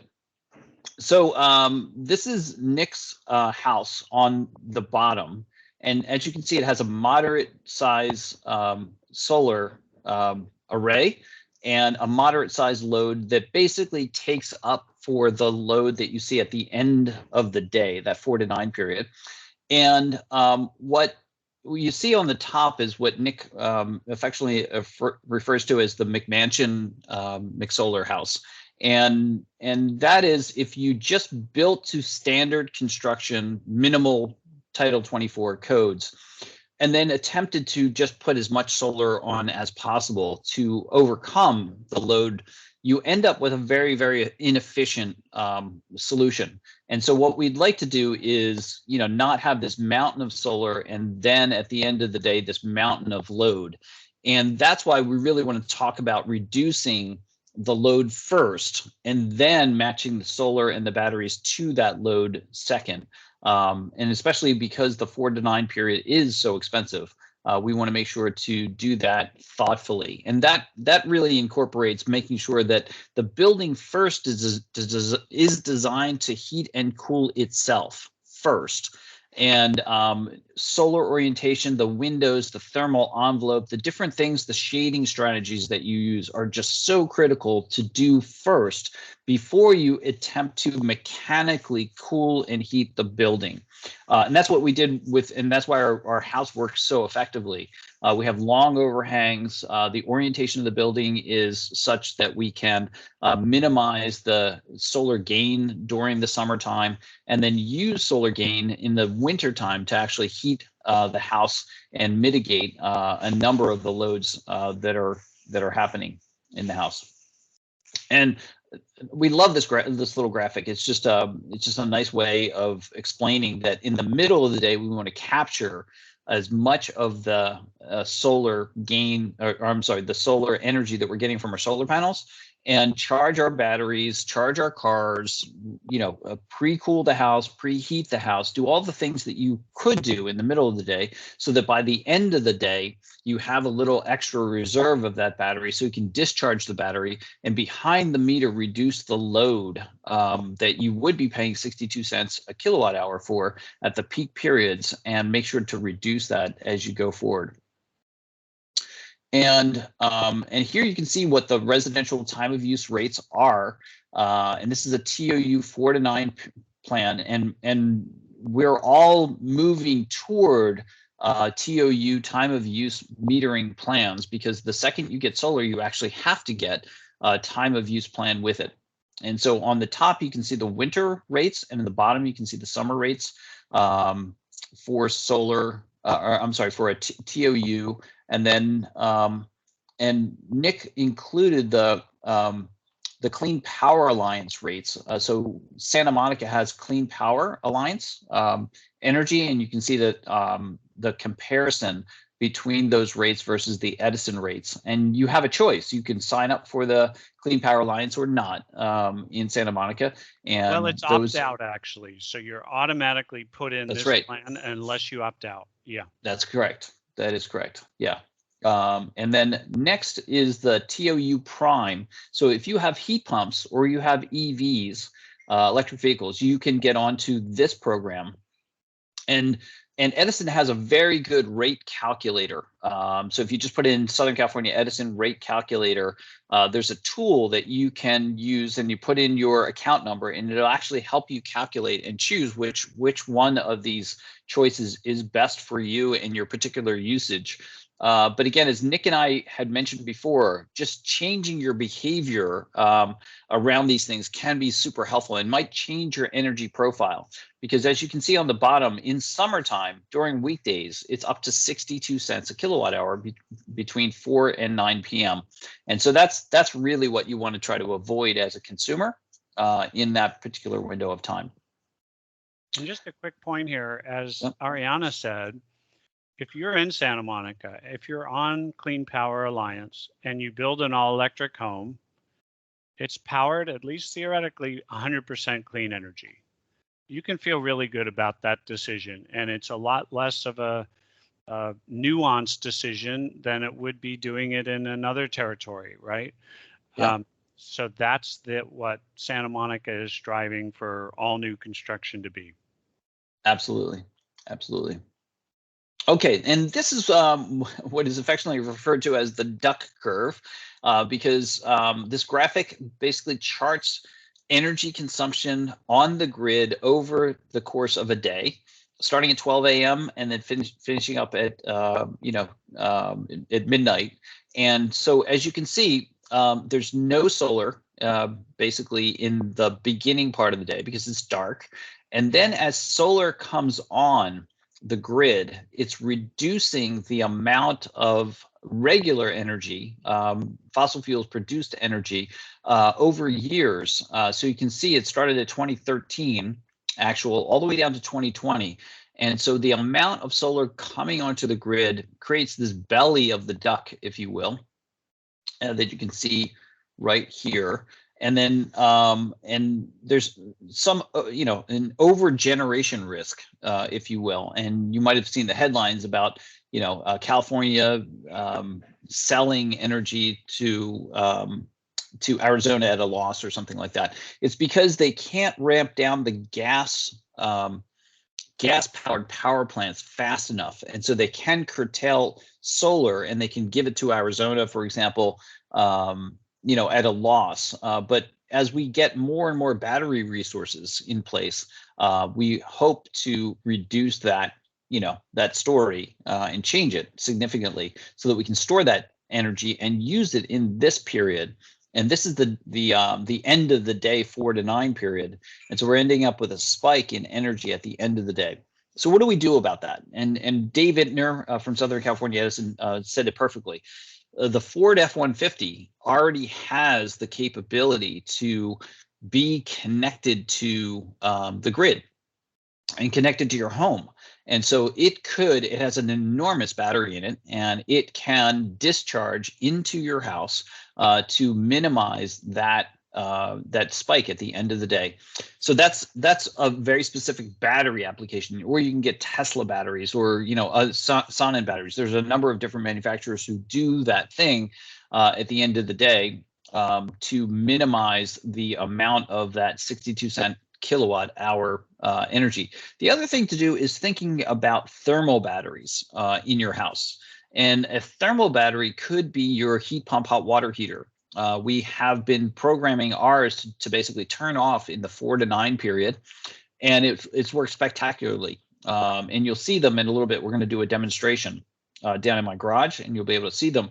But we have the capability. These are smart appliances, many of them, and you want to sort of pick one that has that kind of intelligence, that it can be enabled and disabled remotely and on a timer, so that in the 4 to 9 period, you're using the energy that's already been stored in the tank of this heat pump hot water heater at the end of the day. And so we want to think about energy, the energy of a battery in various ways throughout the course of the day. And here you can see the F-150 is being advertised, and it does amazing stuff that an internal combustion engine couldn't do. And in disaster situations, you can weld off of the back of it. You can use it as a remote power source. If your neighbors need power, you can drive over to your neighbor's house and plug in an inverter and help them out as well. So it does a number of different things that are super helpful. And we know that EV charging, if it's using excess power from your own house, can be as cheap as a penny a mile to actually drive and charge. versus 50 cents a mile for an internal combustion engine car. So there's a ton of potential in the technology that David Nur had mentioned, and we're excited about it. And we've been talking about this battery storage that we are, I don't have to repeat this, but Title 24 compliance credits for new homes with batteries is enormous. And in the next segment, Nick is going to be talking about how that actually works and why it's so beneficial in your compliance credit for modeling. All right, I think we've covered. Robert, yes, Dave. I wanted to just interject and let you know we got our phone a friend answers for the questions nice. about so you guys are awesome. So the a customer can install a standalone battery without pairing it with solar. It's not, nice. However, then eligible for NEM. The most viable option would be to interconnect under a Rule 21 non-export. In this case, you would charge from the grid, use that energy for the purposes of shifting demand. This is most likely going to be beneficial to non-residential customers who have a large demand at peak periods, because you're primarily using it for demand reduction, overall. And then in terms of incentives, the self-generation incentive program doesn't require that you're connected under NEM, so you can still interconnect under Rule 21 and qualify if you meet all the other program requirements. And then you could basically be good to go there. So there are potentials. That's super helpful. That is super helpful. And yep. Dave, and how so you answered my question. So that is perfect. That is perfect. And the SGIP program, has that been refunded? Do you know? As far as I know, it's still active. Yeah. Okay. So it's just that there, I think, depends on, there's whether there's qualifications for income qualified or whether you're in wildfire or not. There's certain pre-qualifications and there's certain things that allow you to get higher incentives depending on because folks that are in high wildfire area have more of a resiliency need, so there's more funding there. And then there's also qualification based on, are you a medical baseline customer or not, where you have essential medical equipment. So there's a lot of different factors. So if you're interested in that program, you just need to go in and look at the opportunities and the rules and the qualifications to see what level you might qualify for. But it is an active program. That's fantastic. Thanks so much for the follow-up, and thank you for your phone-in friend. Too. I owe him a beer. Very responsive. No, super. We appreciate that. That's a great answer, especially for people who, for whatever reason, have a shade canopy over their house and just can't do solar. That's me. I've got a bunch of old-growth oak trees all along the south. Every time I call up a solar guy, he pulls up the Google map and he says, "Oh, do you have any friends that want solar?" Right. Right. Yes. Yeah, no, that's reality for some people. And it's nice to know that that's an option, because that can be very helpful if for some reason you have to do some, something that uses a lot of energy from the 4 to 9 period. That could be helpful to reduce the behind the meter, load that would otherwise be billed from your energy provider. So super helpful. Thank you, Dave. Awesome. Okay, I think we've covered everything on the batteries. Nick, you want to talk about this project? It's just beautifully done. So we like to show the photos of it. It doesn't have to be ugly. Right. This was a Napa Valley tasting room. It was far enough away from the main building that they thought, well, we can probably do this off grid. And that's what they did. There's a solar system on the roof with this N-phase battery there. And so it fuels itself, looks very attractive, fuels all of the electric end uses in the building, including cooling from the heat pump, lighting, the kitchen equipment. So amazing what you can do. No, that's great. And this is just a tasting room, though. This is not an actual residence, correct? That's right. Okay. Yep. That's great to know. Fantastic. Okay, now, as I mentioned, there are a lot of perks in the modeling process for going all electric, and Nick has mapped them out, and he's going to be talking about them, and specifically talking about the solar PV and battery incentives in the modeling process that gets you through Title 24 just that much easier. Take it away, Nick. Thanks so much. All right. Well, through the sum of all our actions, California's per capita electricity use, shown here in green, has flatlined since the 70s.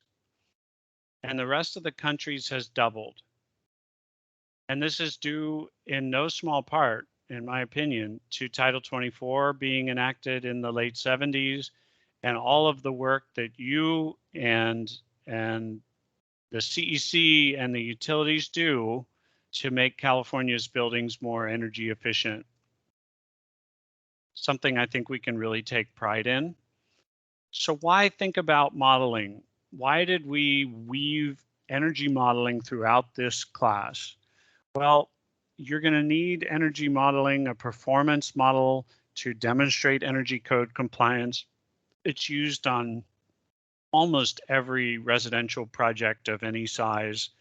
It impacts the cost greatly because if, as Nathaniel does as a best practice, you engage early with certain contractors and your energy modeling contractor in particular, they can recommend upgrades that are not available to you late in the design process at all. And they can identify cost-saving opportunities. I do it routinely on projects. You can also have severe delays. I've got a conference call with one of my architects this afternoon because his GC ordered non-NFRC rated windows for this project in Newport Beach at very high cost, and they're going to take us out of compliance, and we're going to have a delay in the project. We may have to scrap those windows and order new ones.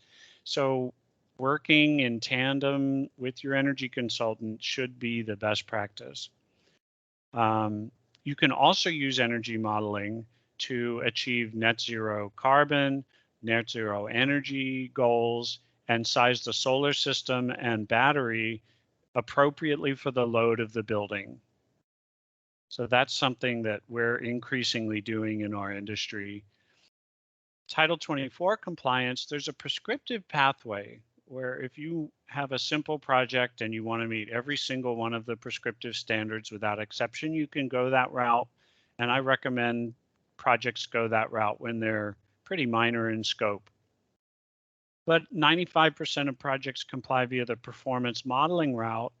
And this is like if you're building a new Boeing airplane, you're not going to build it physically first and fly it to see if it flies. You're going to build it in computer space first. You're going to run it through all those challenges that you expect to encounter in the real world on the computer first before you actually build a prototype. And so the energy code takes this same approach to building buildings. Build an energy model, show me it meets the energy code. And they trust that once we have that energy model built, we're going to use it for design, informing the design as well. But the code compliance part of it gives you flexibility to not meet every single prescriptive standard in a fiat kind of way. But as long as your proposed design uses less overall energy than the standard design, you can build your project. So you might fall short on windows and have a more efficient mechanical system. So in the process of this, the most value-added features end up getting selected for projects, and it gives you some flexibility, also sets you up well for what-if analysis. Now, the chat referred to a new compliance metric this year, so if you aren't already up to speed on it, let's cover it. A couple of code cycles ago, we were still on time-dependent valuation energy. There was no solar mandate at that time. We just had that one number to meet to get our permit. The 2019 code shifted us to an EDR metric, still based on TDV calculations, but now expressed on a scale from 0 to 100. And we had to have an efficiency EDR score that met standard and a total EDR score that met standard. The total EDR score included renewables, included PV on the roof. So we had to build an efficient building first and then put a right-sized solar array on it to have both of those compliance metrics met. And you all should be used to that from the last 3 years of experience by now.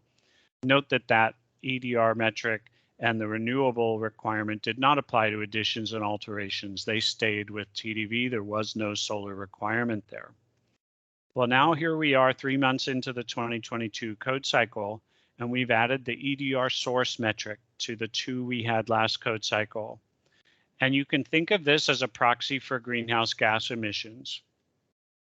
So now the code's going to ask us to build an efficient building as measured by EDRE with a right-size renewable system as measured by EDRT. And now it also has to have lower greenhouse gas emissions than the standard building as measured by EDR source, EDRS.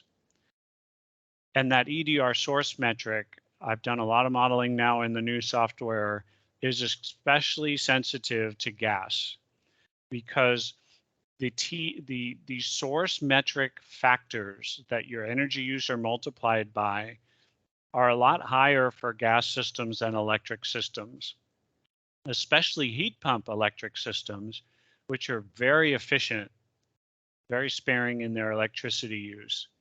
So you'll find that if you were used to a gas tankless water heater and a gas furnace in the 2019 code working for you, you may have a different reality in the 2022 code with heat pump prescriptive standard, as I showed you in the California map earlier, and the addition of the source EDR metric. So to build a code compliant project in 22, all 3 of these metrics need to be met. So your software will look something like this. You'll have the 3 metrics standard design. That's the baseline you have to meet. And you'll have those 3 metrics for your proposed design. And only if all 3 of the proposed metrics are less than standard will your compliance margins be positive and your result box will say complies. So under the surface, I wanted to just spend 2 slides to tell you what's happening under the hood of your software, because I really think it'll help you understand intuitively Title 24 compliance. The architect draws up a proposed building. We put it in the software in the climate zone it's to be built in, and the software creates a mirror image of it. In our proposed building are the features we want to use. They might be different than the prescriptive standard features. And we put a solar array on it, the size we want. The software is going to take the prescriptive standard table 150.1-A for single family, and it's going to put every single one of those prescriptive features on the standard house. And it's going to run it through a year's worth of weather for that climate zone, hour by hour. And it's going to calculate the kilowatt hours and therms used by the proposed building and the standard building. Notice our proposed building in this case is all electric. There's no gas usage in therms, whereas the standard house has some mixed fuel. And then we're going to convert those to our 3 compliance metrics: efficiency EDR, total EDR, and source EDR. And as long as our proposed house, those 3 metrics are less than the standard house, we can build the building that way. If not, we need to continue upgrading until those 3 metrics are met. So in this case, you can see we would comply. Robert alluded to the fact that there's a really nice compliance credit for batteries in Title 24. So this is a carrot out there in front of us, in addition to the incentives, that says, hey, you can build a slightly less efficient building if that battery is part of your design. Maybe you can omit the rigid foam in the walls. Maybe you can use a code minimum heat pump. Maybe you can have some extra glass on your building if you compensate for it with a battery. And in that way, we drive volume. We drive adoption of the battery, we drive down costs, we train our electricians on proper installation, sort of priming the pump and getting the industry used to battery installations. And the magnitude of this credit, the efficiency EDR, total EDR, and source EDR are affected by installing a battery, is huge. It can erase a lot of other sins in the building, not without reason. It's not going to allow you to build a really inefficient home, but 11% efficiency EDR can go a long way. Robert, anything we need to address before you take over and go through induction cooking? I think it was our plan to add this segment and then take a break, but perhaps you'd like to take the break ahead of time. I'm good to go. If you're good, it's up to you, Nick. I'm flexible. What do you think? Yeah. No one's Continue? complaining. Let's keep going. I like that. That's our metric. No one's complaining. Unfortunately, we can't read their faces. Right. That's the trick. That's the trick. All right. You can see my my slides, correct? Yes. All right. So we're now going through induction cooking. As we mentioned, cooking is the #1 reason people have selected for not doing electrification. And we're going to talk through the myths of that. Then we're going to go into heat pump hot water heaters, electric heat pump clothes dryers, and heat pumps for HVAC at the end. So let's dive into this. Again, we're talking about cooking, which is about 7%. So it's not even like the biggest user of energy that is gas in the house, but it tends to be one that, you know, people have sort of an affinity to, like my mother cooked with gas or something like that. And we'll talk about what some of the issues are around that. When we did a poll, the KBAC organization did a poll in September of 2020, and these are all consultants basically who do this work every day. 51% of them said that cooking was the #1 reason why people weren't, you know, going into the. And I rolled my eyes, like, we've been cooking with induction cooking for 10 years right now, and we would never go back. But I had a potential client who said, you know, we're really passionate about the environment and we really want to do the right thing with our new house that we're building. And can you consult with us? Can you help us, you know, with our new build? And I said, I'd be happy to. And I sat down with them. I said, you know, can you collect your bills? And can we talk about this and that and the other thing? And they said, anything. We want to do the right thing. And so I sat down and I met with them.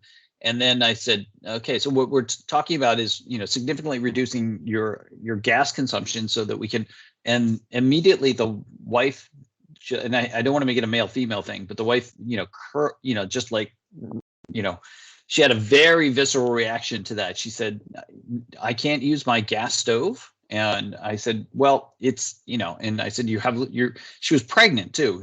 I said, you're going to have little kids. The formaldehyde and sodium and nitrous oxide that falls to the floor is dangerous for the kids, causes asthma and blah, blah, blah. She says, but I just can't cook on. I said, it's not like regular electric. I said, you're welcome to come to my house and try out the induction cooktop. And she said, no, we can't. And that was it. and and he called me later. They have gas cooking, a gas fireplace. They have gas in water heat. Like, they just went all gas. And then their contractor came back and said, you need a 400 amp service. I said, wait a minute, you know, and he came back to me like livid, because he said, wait, we paid $10,000 to put trenching in for the gas, and now he wants to charge us another $9,000 to do a 400 amp service. And he said, can you help me out? You know, like, and I said, I would be happy to help you out, but essentially you don't need 400. There's no way you need a 400 amp service.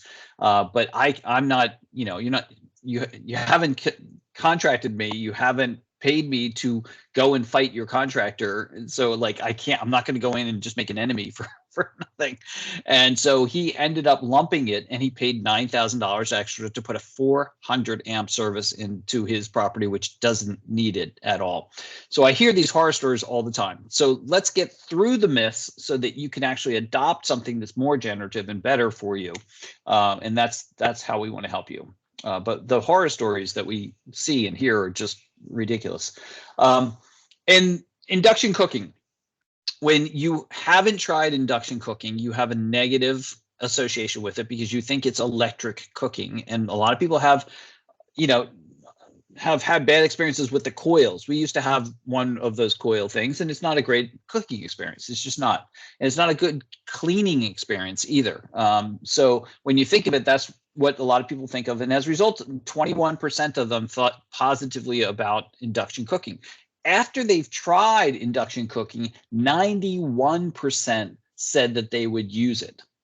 So it's really in the trying. And a number of cities, and I believe Santa Monica has purchased a lending library of induction cooktops that you could, and they're small, like, you know, sort of 1 burner units, but you can actually try it out. The only caveat I would say is that those smaller ones are 110 units. So they work off of 110 power. If you put in, you know, a countertop cooktop, it would be 220 generally, right? A 220 cooktop. And it cooks twice as fast as the 110 version that you might try. So just keep that in mind if you try one and think it's slow, because it's like twice as fast as gas to use induction cooking at 220. So they operate really differently than traditional cookware of any type, because it uses essentially a very strong magnet to vibrate the molecules in the bottom of the pan. And by doing that, you reduce the distance between the energy that's produced and the actual heating of the food. And your gas appliance loses 30 to 40% of its total energy in that space between the flame and the bottom of the pan. It's just gone. The energy is gone. Not only that, it's creating pollution in your kitchen. In the form of nitrous oxide and formaldehyde and CO2 that you're actually breathing, makes you a little sleepy, and it's just not good for your health. None of that's good for your health. As we mentioned before, the American Medical Association has attributed a ton of childhood asthma to that, because that nitrous oxide, sodium dioxide, and formaldehyde drops to the floor where your kids and pets are. So it's really dangerous from that standpoint. The induction cooktops are safer to the touch. They're easier to clean. They automatically turns off, boils water in half the time. You have digital controls. The biggest barrier is just people haven't tried them. So try them. Consumer Reports. This is their 2020 rating. I believe it's the same for 2022. 6 of the 8 ranges for 22 were all electric. 2 were in the top 2 were induction, and look at the prices. $2,400 for the first one, $1,500 for the second one. The best gas one was the next one down, which is twice as expensive as the Kenmore, and it's better, right? The scores are essentially the same. And Consumer Report is sort of not this left-leaning rag. It's not political. I mean, they just go on, does it work better? And the other, and they didn't even account for the health impacts of these things, but they're starting to report on that. I saw in a later article. And in terms of pricing, here is that 1 burner unit for $59 at IKEA. You can get a 4 or 5 burner unit for about $800. You can get the whole stove for about $1,300. And that's induction. It has an induction top and then regular electric in the bottom of the range. And a lot of people said, well, I need to get new pans or something. And so yes, potentially you might need to. So put a magnet on the bottom of your current pans, and that's going to tell you whether or not it's going to work for induction. It needs to have a magnetic bottom. So if you're using currently aluminum pans, I would say stop using aluminum pans. Like, that's the first thing. It's not good for your health, number one. And usually those aluminum pans have that non-stick coating, which is also not good for your health. So get some nice stainless steel pans. There's ones on Amazon for like $119. Developers say this to them, you know, my tenants are going to freak out. Just buy them new pans for $119. They will love you. And it changes the whole dynamic of the relationship. So those are things that, you know, are easily overcome in terms of the objections that we hear. A lot of people say, well, I can't see the flame, so I don't know how I'm cooking. Samsung actually has little LEDs that get taller on your pan, if that's really something. We've never had a problem, because if you put oil or butter in the bottom of the pan, you can see that it's ready to cook. So, it's never been a problem for us in 10 years. But those things are possible. We talked already about the number of studies that says this is really dangerous for your health to have that kind of combustion happening in your house. Cooktops require high-end range hoods, so you need to evacuate more of the air that you've taken the time, trouble, and money to get it to a certain temperature, right? So you've got an HVAC system that is delivering to you at a cost to keep your house at 68 or 70 degrees. And then you're going to have this fan pull that preheated or cooled energy and throw it outside of your building at a higher velocity because you have a gas stove. So it doesn't make any sense. You want to minimize that as much as possible. You want to get all of the cooking vapors out, but you don't want to have to do it more than you have to. And so what it's saying here is that depending on the number of square feet, there's a requirement. The range hood over the electric pushes out for 1,500 square foot unit, for example, 50% or 110 CFM. That same stove, if it's gas, has to be almost twice as much, 180 CFM. So that means you're taking, again, that nicely cooled or heated air that you've spent money to create and throwing it outside for no particular purpose at twice the rate that you would if you didn't have a gas cooktop. So there's that. Architects, be sure you note that on your plans, because that's a new Title 24 requirement that's going to trip some people up. And Caitlin made that point earlier in the chat that induction and electric requires less ventilation. She's absolutely right. I wanted to mention MK brought up the need for a 110 induction cooktop. That's on the way. You've noticed, Robert, I'm sure, the Berkeley company Copper is introducing an induction range with an onboard battery so that it can work on 110 volts. So these innovations are starting to come out. But for now, your solution of an air fryer and a plug-in induction fob is a great solution. That's super. That's super. All right. And so Nick, so you're going to be doing a demo next. Is that right? What's up next? No, I think next take a little break. Right now, let's take a break. 5 minutes. Come back at 10:40 because we're about 20 minutes behind. Okay. And then we're going to go. Yeah, I am going to go to the induction cooktop. Okay. And then we're going to come back to the heat pump hot water heater. So then I'm going to be going down and doing a live demonstration, correct? You know what? We have water heating next. Let's